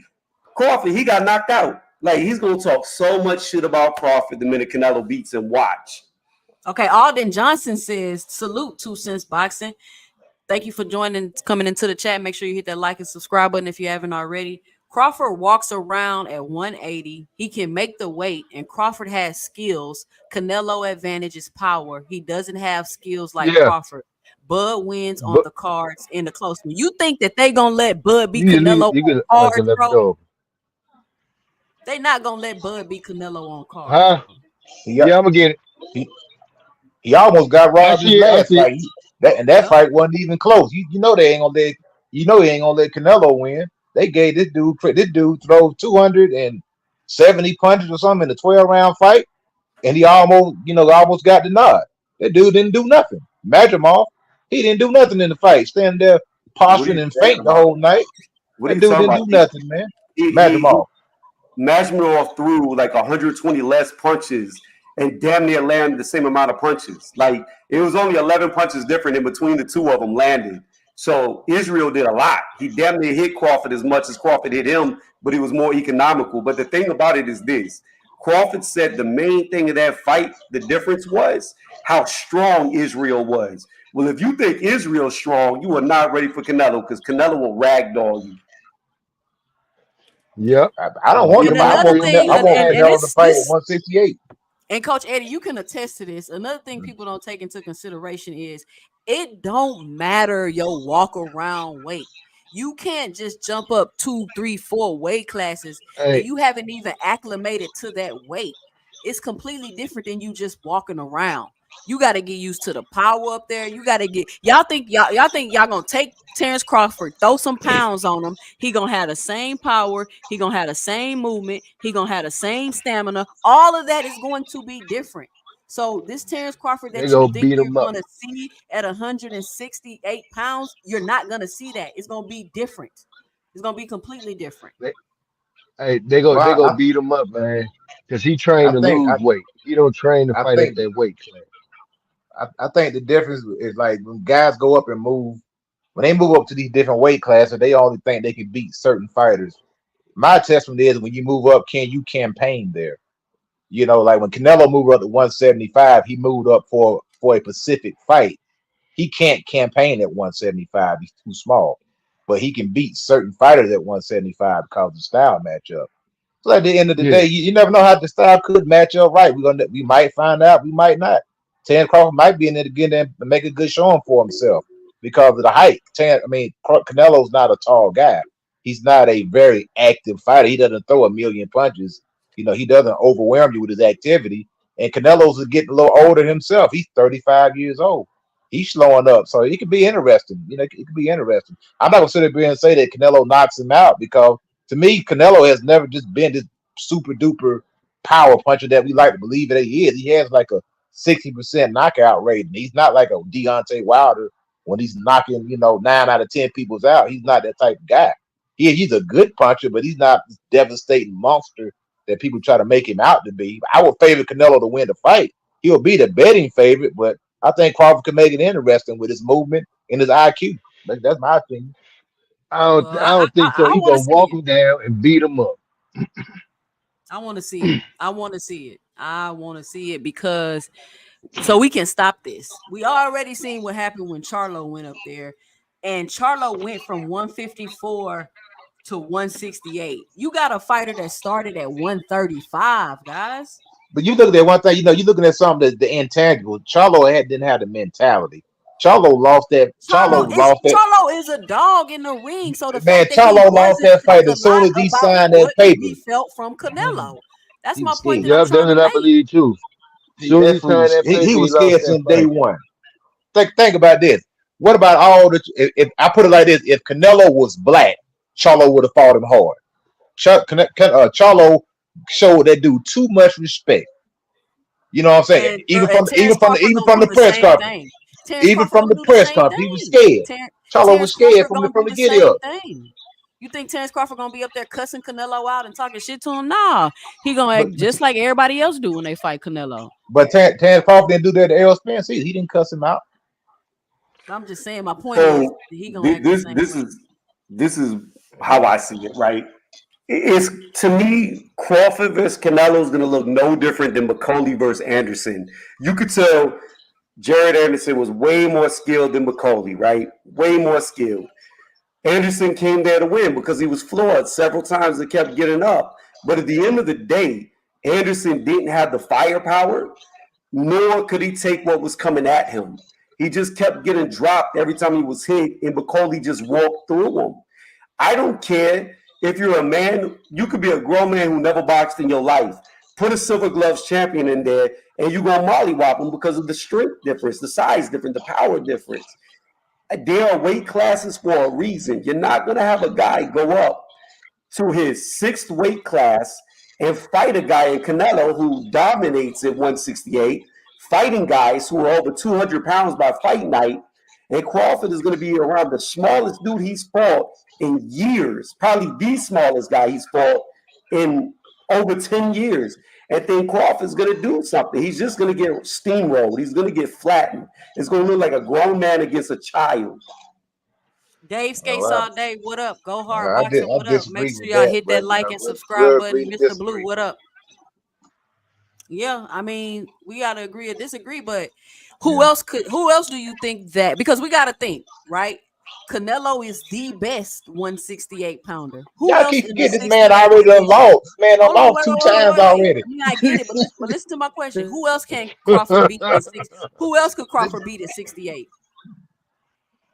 Nobody. Because we're talking about the undisputed champion at the 68. So you're telling me that there's nobody else that Crawford could beat at 68 but the best person at 168.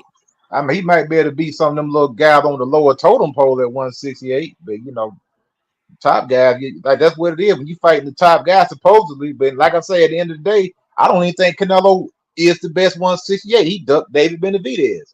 We'll never know. Yep. He ducked David. It is what it is. He ducked David Morrell. Canelo's a short guy. Canelo's been cherry picking up for a very long time. He cherry picked Long and bought all them belts from fighters who didn't pose no threat to him. Connect Caleb He Plant, did. a white boy that they like. They put him in the spot. A white black boy. Oh, cool. Great boxer, slick boxer, whatever. Caleb Plant. That's who he beat for the fight. Billy Joe Saunders, a guy that a drug cheat who ducked Demetrius Andrade. Billy Joe Saunders can't fight. He can't fight away of a wet paper bag. That's where he got the other belt from. I'm not impressed with Canelo Alvarez. At the end of the day, you look at him, look at the man's career. Look what he did. Look who he beat. He beat all these old, small, washed up fighters. That's what he did. Canelo been a weight bully. When he's fighting 155, he was weight bullying at 155. You're leaving out one guy at 168 that's bigger than all of them, bigger than Morrell, bigger than Benavidez, and that was Callum Smith. He beat him. Callum Too Smith slow. was Tailor made. Callum Smith was the lineal champion of 168 when Canelo beat him. John Ryder beat him. John Ryder beat him. Well, Canelo beat them both. So at the end of the day, Callum Smith, though, is 6'3", over 200 pounds by the time he gets in the ring. He's way bigger than Benavidez. He's way bigger than Morrell. And Morrell, you can't even talk about Morrell. Morrell just looked like ass in his last fight. And that's the first time he's ever fought anybody with a pulse. He moved up, though. He moved up. I understand he moved up in weight. But Canelo moved up in weight and beat Kovalev, knocked him out. Kovalev washed up, man. And Morrell ain't never fought nobody. And who has Terrence Crawford beat to make you think he can beat Canelo? He ain't beat nobody. I don't even want to see the fight. I don't want to see it. Oh, you said you don't want to see it. Nah, what's the point? Why would you fight a guy at 54 when you got guys at 168 you can fight? You got plenty of guys at 168 you can fight. I agree. You can fight Mobility. That fight to be entertaining as long as it lasts. At least Mobility's going to show up to fight. He might get knocked out, but I don't know if he could take the punch. It could be interesting. Seemed like he had a pretty good chin, so you wouldn't have. Those are the type of fights you should be fighting. You should fight David Benavidez. He's been your mandatory for 2 years. Why not fight him? So let me ask the panel. Let me ask the panel in the chat this: if the Canelo fight doesn't go through, right? Would you all like to see Crawford fight Charlo? Like who would you all like him to see? We got the 54 people. We got Charlo. We got Fundora. We got Tim Tszyu. And we still got Boots, who said he is willing to, even though he's trying to go on an undisputed run at 47, he is willing to jump up at 54 and challenge Crawford. Who would you like to see for Crawford if the Canelo fight falls through? Tim Tszyu. Charlo. I like to see Jamel Charlo. I think Charlo's still the champion at 154. To me, he just got stripped. They took all his belts for no reason because we seen guys have belts for 4 or 5 years. I'm exaggerating, but we seen guys have belts for a long time and not get stripped. And it seems like Jamel Charlo is probably the champion who got stripped all his belts. I can't think of a champion who got stripped faster than him. That dude I got stripped mean, of everything yeah, they quickly. took everything quickly. They Yeah, but absolutely did. Charlo Mr. ain't. Greg in the building. What's up, Mr. Greg? I would like for him to fight Charlo. Because if he wants I mean, that's the best at 54. So fight Charlo and show the fans and everybody that you the best at 54. Because it's always like Crawford wants to default and fall back to legacy. But I feel like at this point, since you said Canelo is the only fight you want, I don't think you're really on that legacy train no more. We're not gonna keep using an excuse of legacy for you to fight, you know, fight Hey, people two nobody cent. heard I, of I and nothing like mean, that. Hey, the two cent. I only. want to jump in real quick. Check this out. Now, if Crawford was to go and stop Jamel Charlo, now he has a claim against Canelo Alvarez. I did something that you couldn't do. Give me the fight. That'll be a good one. That'll be a Yeah, good one. but here's my issue with Charlo. The dude ain't fought in almost a year. Like he ain't fought since he lost to Canelo. I mean, Terrence So Crawford haven't fought. It was Terrence Crawford didn't fight in a year. So I mean, that's the same what do you layoff. mean? Crawford just fought. Crawford fought, exactly. Crawford fought in June of last year, and he fought Right. in August of this year. So that's a year. Right, but when Crawford came back, he didn't go for a Fundora. He didn't go for a Tim Tszyu. He went for the weakest guy he could fight at 154. So Charlo would be going against an elite for his first. Like you don't fight an elite when you've been out of the ring that long. Now, regardless if Bud just moved to 154, he's still elite. So that's what I'm saying. Like I think the inactivity is going to play against him when he gets in there with somebody who's an elite fighter, regardless of the weight class. Well, maybe he'll Hey, take a tune up. Maybe he'll take a tune up. I would like to see a tune-up, but I would like to see Crawford fight Tim Tszyu. If Fundora is going to fight Spence, if that's really going to happen in October, then I think Tim Tszyu, who was winning the fight before he got the cut over his eye, who was the champion, let Bud fight him. Let's see how good Bud really is. So did Bud duck Virgil? No, Virgil sucks. Nay, he was offered the fight. He turned it down. Some might say that's a duck. Yeah, but Virgil's trash. Virgil lost his last fight. Bofacek beat him, in my opinion. I mean, it was a close fight. Could have went either way, right? Blank man, what's going on? Welcome to the chat. I just don't see how you can be scared of a guy who arguably lost, who was dropped twice in his last fight. Virgil trash, in my opinion. Virgil is a loss waiting to happen. He should have already lost last fight, but he'll lose to all them guys. Virgil's not beating Fundora. He's not beating Tim Tszyu. He's not beating the Charlo. He's not even going to beat Terrence Crawford. Okay. Chat, what y'all think? Did Crawford duck Virgil by not accepting the fight? But well, I'm interested to see what's next for these guys. Like, we've been getting a lot of good boxing this year. What did y'all think about the fights last night? Oh, I like him.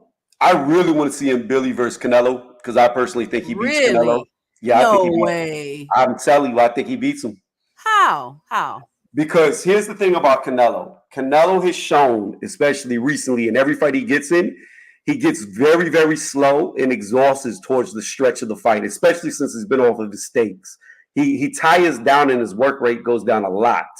So within Billy's nonstop pressure, if Canelo can't knock him out or hurt him really bad early, I think Billy will just wear him out. He'll hit him too many times. And Billy's defense is lackluster in my opinion, and he throws a lot of wild punches and bunch of power shots. I think Yeah, he'll but get picked apart. that's a good thing though, because if you're trying to make somebody get exhausted, throwing nothing but power is going to drain them the quickest. And the thing I like about Billy is he doesn't care where he hits you, just as long as he hits you. So he'll hit you on the shoulders, the bicep. That's why Dermianchenko's bicep got torn. He'll hit you on the elbows, the forearms, the gloves. He'll hit you on the hip. He'll hit you anywhere he can hit you, just as long as he hits you. Mr. Greg, to answer your question, yes, he was offered the fight. Turkey said himself he offered the fight to Crawford, and he said, no, the only person I want to fight is Canelo. And Terrell Davis, welcome to the chat. And see, this is the thing. My issue with Crawford is like, I get it. Like, you're like, no, I don't want to fight Virgil. I only want to fight Canelo. And then in a couple of months, you'll be fighting some foreign guy we ain't never heard of. So, I mean, if Canelo is sitting here saying to you, I don't want to fight you, how is that the only fight you want? Is Turkey gonna make Canelo fight? Like, how is that gonna work? But so you want to see Billy and Canelo next. A lot of people are like, I absolutely do not want to see that fight. And Billy has no chance, and he's just an overhyped fighter. That's what I've been hearing on the YouTube Hey, streets but hold on, tonight. but how's that any different from anybody else Canelo been fighting? I Think about agree. it. I agree. You know, I don't have a problem with the fight. I think it's an entertaining fight. You know, I think it's an entertaining fight. I think that Billy, he's showing to me to have a pretty good chin, and Devin is the type of guy you're not knocking that guy out. I don't care who you are. If they would have fought Canelo back when they were supposed to fight, Canelo wouldn't knock him out. That dude been in with everybody. He reminds me of George Chuvalo. George Chuvalo was a heavyweight who fought all of them and never got knocked out. He fought Ernie Shavers. He fought all the heavy hitters. Ali twice. He fought all the heavy hitters at that division. He never got knocked out. And that's Devin. That guy, you're not knocking that guy out. You can hit this dude with a freaking sledgehammer. He's not going nowhere. Well, the thing And about Denver Chico too is that I will also say is that, in my opinion, he beat Triple G. He should have won that fight. He got robbed. The Danny Jacobs fight could have went either way. I'm not mad with Jacobs winning, but it could have went either way. Then when you look at the Munguia fight, he beat Munguia, in my opinion, and that was just a year ago. So all the people that are talking about, oh, he's old, he's over the hill, he just beat Munguia and got robbed. The only person that made him look bad was Charlo. Charlo completely dominated him. But outside of that, every person who's been in the ring with Dermanchenko has had a hard night, a hard night. And then Billy, even if you go before the bicep got torn in the fourth round, he was dominating Dermanchenko. yeah, Yep. that dude has a good engine, man. Like you said, Canelo, he does have a tendency to gas out. Canelo fights in spots. First of all, when you fight Canelo, you're already down 4 rounds before the bell even rings anyway. It's 0-4 right off the bat. So any close round, you already know is going to him. Even same thing with guys like Tank Davis. Even when you fight Tank, you down 3 rounds already. You know, anytime you No, fight, how can you say that when everybody say Tank loses rounds? Tank always losing before he they get the knockout. we say that, but when you go back and they look at the scorecard at the time of the stoppage, they say something different. That's what I'm saying. Now the fans and the people are looking at the fight and saying Tank lost the first 6 rounds. But then you go back and look at the scorecard, they had Tank up. Yeah, because That, he's not so really losing rounds. People just saying that. But let me remind everybody that the link is pinned to the top of the chat. And another rumor that I've been hearing on the YouTube streets is that Turkey Al-Sheikh has reached out to Triple G to make a fight with Terrence Crawford. What y'all think man, about that? Triple G 210 pounds, man. That dude fat. He look like you seen him lately? Nah, I ain't even seen. I ain't even know Triple G Oh was yeah. still an option for nobody. Triple G, looking at him, Triple G weighs at least 205, 210 pounds right now. He's been living good, he's eating good, stomach sticking out. You know, he got the beer belly going on, he got the fat cheeks. You know what I'm saying? 'Cause he's Korean, so that Korean side done kicked in or whatever. He got that fat round pie face and everything. That dude living his best life, man. He ain't thinking about coming back, man. That dude So have to I don't. lose. That's what I'm saying. Why is his name even coming up? I thought that was a weird. Even if it's just a rumor, like that's even a weird rumor to start. Like who started that? Yeah, and why? It's pointless. I mean, what Triple G, 41, 42 years old, something like that. Yeah, that fight don't even make no sense. Nah, he might well bring Andre Ward back. He might well step on in and get him some money. Yeah, right. You know, Andre Ward won fight Crawford. So also I've heard that Karen Kukadakis or whatever the guy name is has been named as Boots Yeah, mandatory. mandatory. Is that a fight y'all would want to see again?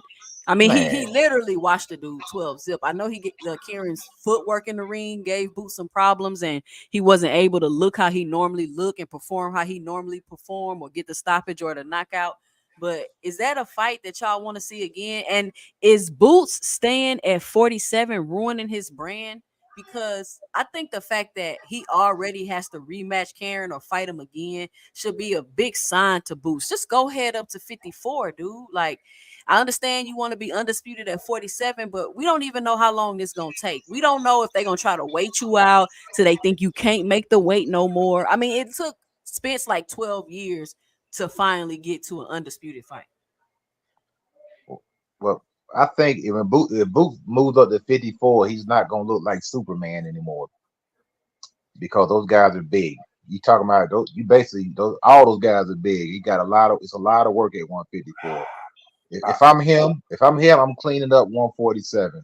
Got a big fight right there with Brian Norman Jr. at the end of the rainbow. Go ahead and collect all those belts. You two guys fight for undisputed or whatever. And I think that's a good fight for the fans. I'm cleaning up at 147. You know, I don't that's what I think. would do. Yeah, I don't think Boots is ready for 154. I don't think his resume, his pedigree is that deep yet. And I think it would be in his best interest to stay at 147 because if he goes to 154, he's going to have to start at the top of the totem pole. They're not going to move him slow and build him up. He's literally going to be getting in there with top 10, top 5 guys. So I think take the Karen rematch. He's not going to look good against Karen. Like, I highly doubt the fight looks any different. He'll beat him.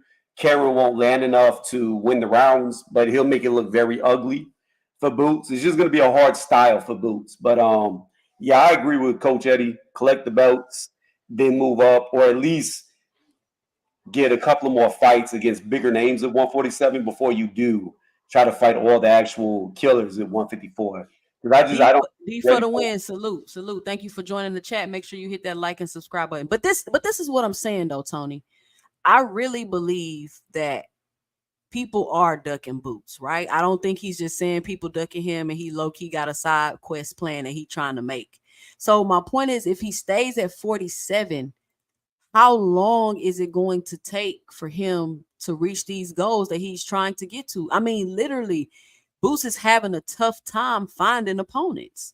So, I mean, I feel like at 47, he's just kind of stuck between the rock and the hard place. We'll see how things go now that he's with Eddie Hearn, if fights will be able to come to him more frequently.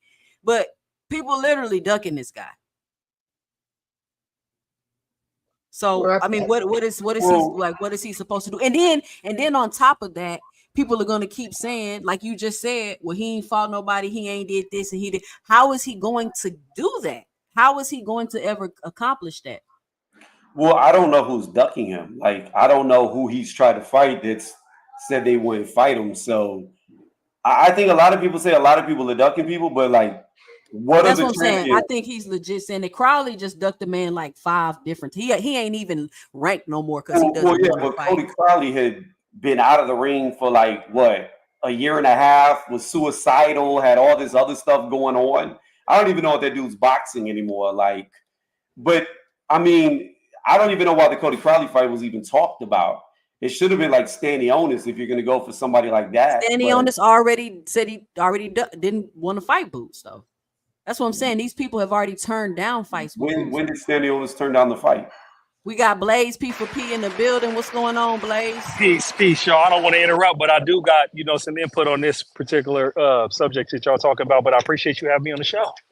Okay. I don't remember exactly when, but I remember hearing the talks about, Boots wanting to fight Stanionis and something happened with the fight. He didn't want the fight or he didn't take the fight or whatever the case may be. Not saying that it got all the way to talks or contracts sent, but the fight was entertained and then it ended up not going through. Blaze P for P, what you got for the topic? What's your 2 cents? 2 cents. Here's my 2 cents for sure. I think Boots, we're living in that microwave era with the instant gratification. If you look at Boots where he's at right now, Boots is in that same position to where Bud was when he had got that title and then he was chasing down Spence. Even when he became undisputed at 140, moved up to 147, he immediately called out Spence. They were on First Take, ESPN. Spence told him, listen, we don't know who you are. You ain't did nothing yet. Get a belt and come holler at me. And then sure enough, Bud went and got that belt. And then Bud had to wait. Bud had to wait on Spence. Bud had to fight a bunch of individuals that didn't line up to Spence to ultimately get the undisputed. So when I'm looking at Boots at 147, Ultimately, he got to take his mandatories and he got to unify. Now, I was on another show where Brian Norman Sr. came through, and there's been footage of Brian Norman Jr. talking about saying Boots' name because they was trying to say one Boots' name, and Brian Norman Sr. said that he spoke to Bozy, and he said them guys is over there really trying to set up undisputed over there. As far as Brian Norman Sr. was talked to Bozy, and at first they was at odds, but they came to an understanding. Like, look, if we play it out and we handle our business on our side, you handle your business on your side. We control our destinies. Ultimately, we can build up our resumes to where when we clash, it's for undisputed. So what I think Boots is doing what he's supposed to do. Boots is chasing who was at 147 the best. He want Bud.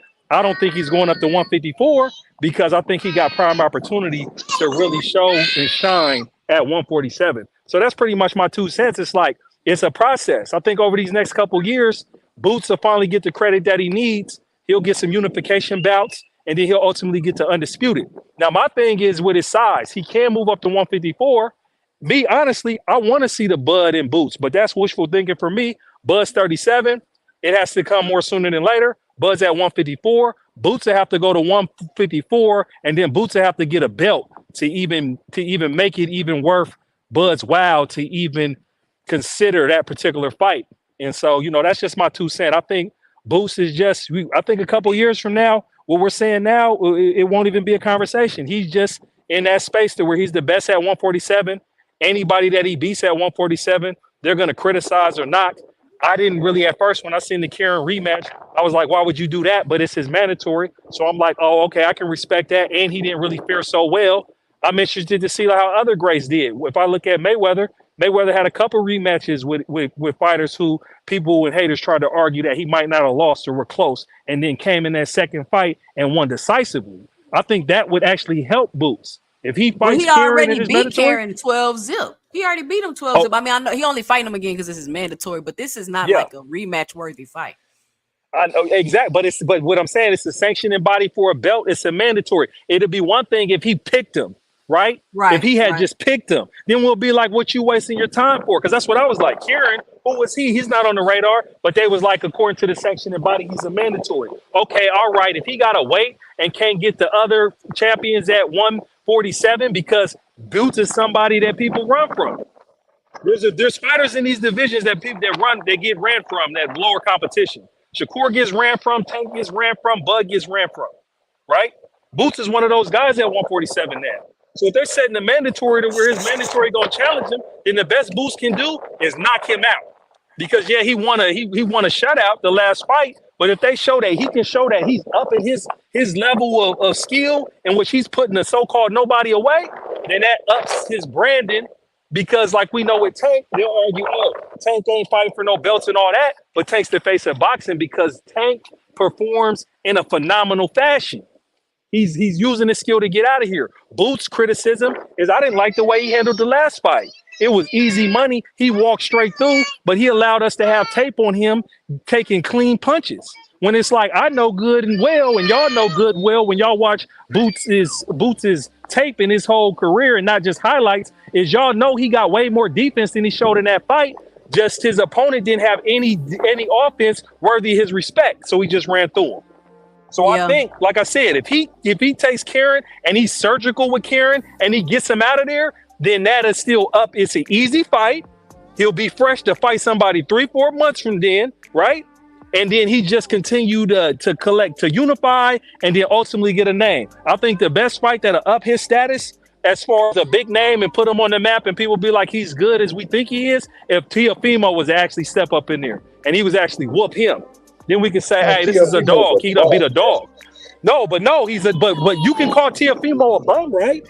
But Teofimo was a dog in a sense of Teofimo fight everybody. Teofimo better stay far away from Boots. And that's what I'm trying to tell you. I believe Teofimo's undersized. I believe Boots will eat him. But what I'm telling you is that'll up Boots' status.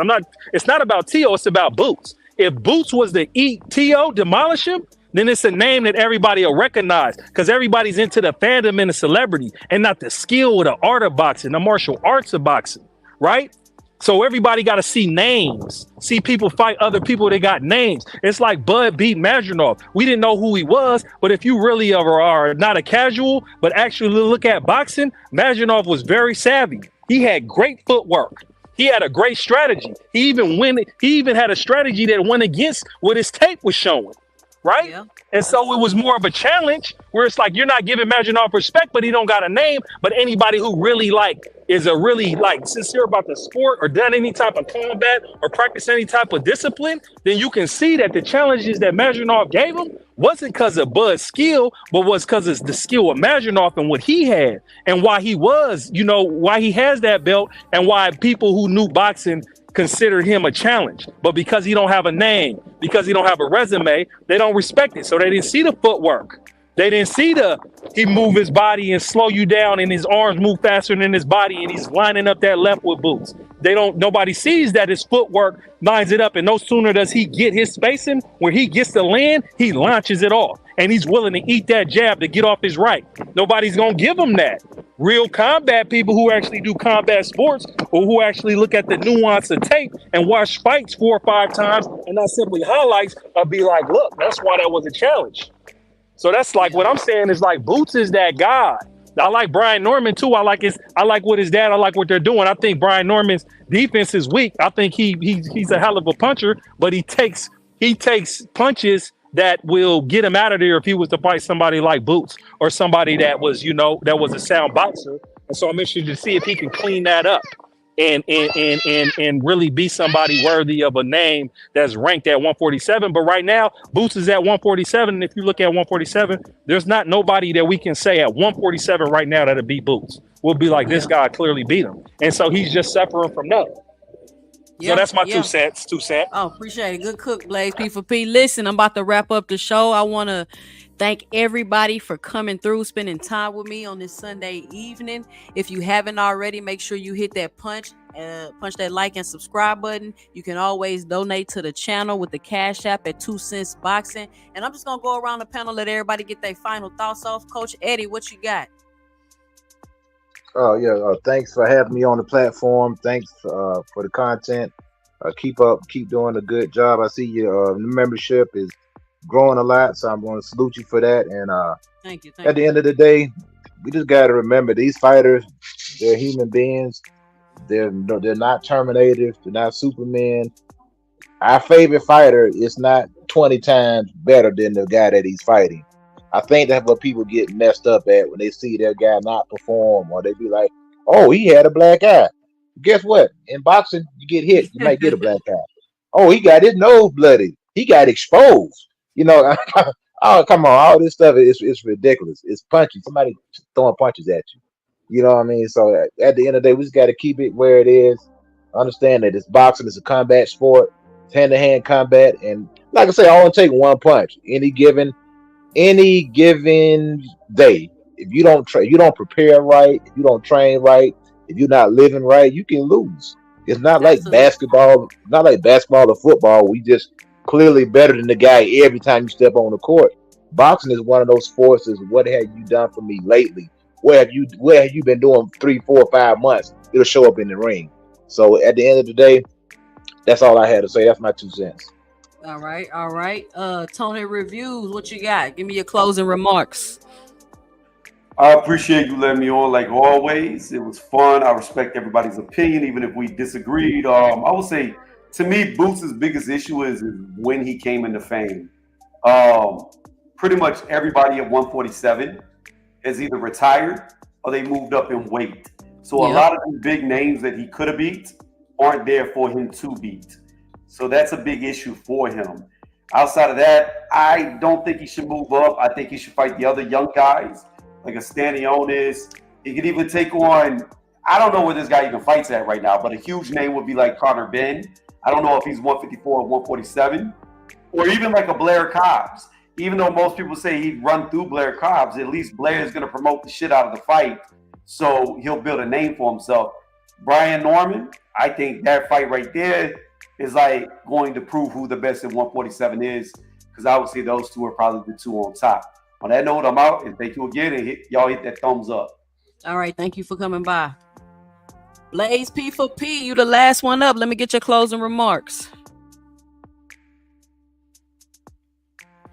Yeah, I just want to thank you. Thank you for having on the show. You got great energy. This is 2 Cents Boxing with some sense over here on your platform, right? Of course. I just want to, yeah, most definitely. And I would just want to say, like the brother said before me, respecting everybody's opinions, and then when we listen to everybody, getting wisdom. So I would say, shout out to what Coach Eddie was saying. As far as these are human beings, and these is athletes, and boxing is something different than other sports because it's pugilistic. You're putting your health on the line. You're putting like your CPU on the line as far as your brain, and your body, right? With this sweet science, you're putting a risk. It's a different type of risk. And what I want to just love and respect right now, particularly with Black excellence, is that we got these brothers at the top of the sport, world level, that are in the driver's seat to control their destiny, in the ring, and change the lives and trajectory of their families with owning their own promotions and negotiating, right? And risking it. So I respect these men. And as Muhammad Ali says, it takes skill and will, but it's the will that, it overpowers the skill. And these men, I just sit here and I listen to what these men is talking and what they're trying to will into existence. So while everybody had these opinions, I go back to what they're saying. So when Brian Norman Sr. said he talked to Bozy and they talk about their sons setting up undisputed for the biggest payday of each of their lives, I can respect that and trust that process instead of me wanting to see what I want them to do.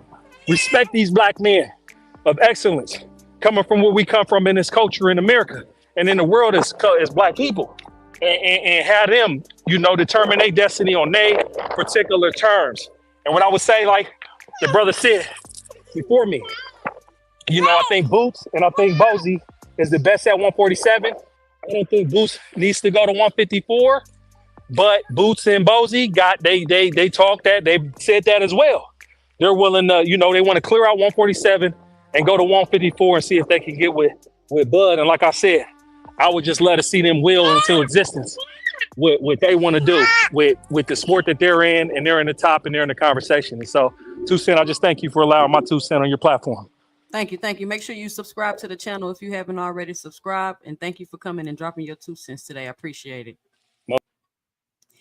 Thank you for everybody that came up on the panel today and joined me in the chat and gave me their 2 cents. It was a fun time today. We had a great conversation. We had a great talk. We talked about a lot of things. Shakur Stevenson, Devin Haney, where would he go? Ryan Garcia, Canelo, Terrence Crawford. We covered so much today in this segment. Listen, if you're listening to the replay of this live, make sure you let me know and drop it below your 2 cents about the conversations that you heard today during this live stream.